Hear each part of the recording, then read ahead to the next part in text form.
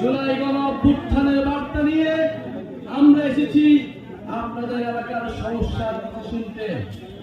প্রিয় চাঁপাইবাসী, আমরা জানি চাঁপাইনবাবগঞ্জ আমের রাজধানী, কিন্তু দুঃখের বিষয় এত ঐতিহ্যবাহী জেলা হওয়া সত্ত্বেও এই আমকে এটাকে শিল্পের পর্যায়ে নিয়ে যেতে, এটাকে বিশ্বের বুকে তুলে ধরতে, এটাকে রপ্তানি করতে কোন ধরনের উদ্যোগ আমাদের কোন সরকারি ন্যায় নেই এখন পর্যন্ত। প্রিয় চাঁপাইনবাবগঞ্জবাসী, আমরা জানি চাঁপাইনবাবগঞ্জ রেশম শিল্পের জন্য বিখ্যাত, কিন্তু এই রেশম শিল্প দিনে দিনে হারিয়ে যাচ্ছে।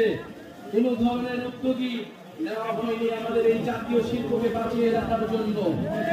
আমরা চাই বাংলাদেশের যে জাতীয় শিল্প রয়েছে, কুটির শিল্প রয়েছে, সেগুলোকে যথাযথভাবে সংরক্ষণ করতে হবে। প্রিয় চাঁপাইনবাবগঞ্জবাসী, আমরা জানি আপনারা দীর্ঘদিন ধরে ট্রেনের জন্য আন্দোলন করছেন। আপনারা একটা আন্দোলন ট্রেন চান, সরাসরি ট্রেন চান চাঁপাইনবাবগঞ্জ থেকে। আমরা আজকের এই সমাবেশ থেকে আপনাদের এই দাবির প্রতি পূর্ণ সমর্থন জানাচ্ছি। আহ্বান করি সরকার যাতে দ্রুত সময়ের মধ্যেই চাঁপাইনবাবগঞ্জবাসীর এই দাবি পূরণ করে নেয়। প্রিয় চাঁপাইনবাবগঞ্জবাসী, চাঁপাইনবাবগঞ্জ আমাদের সীমান্তে প্রতিরোধের প্রতীক। চাঁপাইনবাবগঞ্জ মানে সীমান্তে কাস্তে হাতে বসে থাকা সেই কৃষক, সেই কৃষকের সন্তান, বুক চিতিয়ে ফ্যাসিবাদের বিরুদ্ধে লড়াই করেছি, বুকেতে নিয়েছি। আমাদের আজকের সমাবেশে আমাদের সাথে রয়েছেন একজন শহীদ পরিবার। এই চাঁপাইনবাবগঞ্জের মাটিতে যার জন্ম, শহীদ তারেক হোসেন। চাঁপাইনবাবগঞ্জ থেকে দুইজন শহীদ রয়েছেন। এই দুইজন শহীদ গণঅভ্যুত্থানে নিজেদের জীবন বিলিয়ে দিয়েছিলেন দেশকে মুক্ত করতে, স্বৈরাচারের কবল থেকে দেশকে নতুন করে স্বাধীনতা এনে দিতে। আমরা সেই শহীদদের শ্রদ্ধা বলে স্মরণ করি এবং সেই শহীদরা যেই আকাঙ্ক্ষার জন্য, যেই নতুন বাংলাদেশের জন্য জীবন দিয়েছিল, আমরা যাতে সেই নতুন বাংলাদেশ বিনির্মাণ করতে পারি। প্রিয় চাঁপাইবাসী, আজকে অনেক কথা বলার ছিল, কিন্তু জানি আপনারা অনেকক্ষণ ধরে অপেক্ষা করছেন। শুধু এতটুকুই বলতে চাই, গণঅভ্যুত্থানের পরে আমরা একটা নতুন বাংলাদেশ চেয়েছি। গণঅভ্যুত্থানের পরে আমরা রাষ্ট্রের মৌলিক সংস্কার চেয়েছি। গণঅভ্যুত্থানের পরে আমরা গণহত্যাকারীদের বিচার চেয়েছি। আমরা জুলাই ঘোষণাপত্র এবং জুলাই সনদ চেয়েছি। প্রিয় চাঁপাইবাসী, আমরা জানি এই সকল দাবি আপনাদের মনের দাবি। চাঁপাইনবাবগঞ্জে কর্মসংস্থানের কোনো ব্যবস্থা নেই।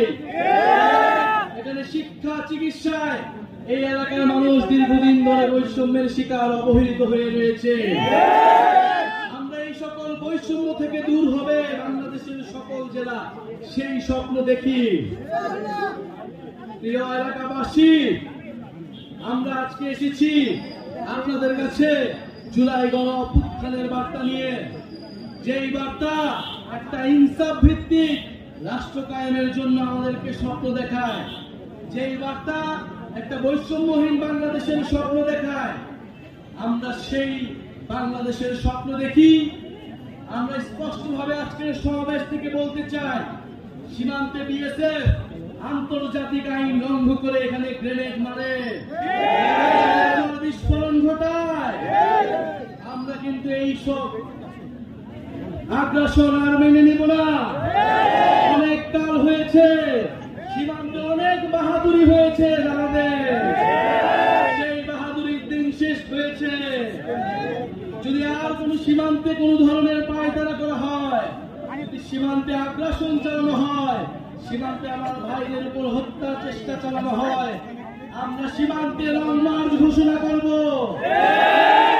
সীমান্ত আমরাই রক্ষা করব। প্রিয় চাঁপাইবাসী, আজকে আমরা এসেছি 64 জেলায় আমরা যাচ্ছি দেশ গড়ার আহ্বান জানিয়ে, দেশ পুনর্গঠনের অনুরোধ জানিয়ে, এই দেশ আপনার দেশ, আমার দেশ, শহীদের রক্তে রঞ্জিত দেশ।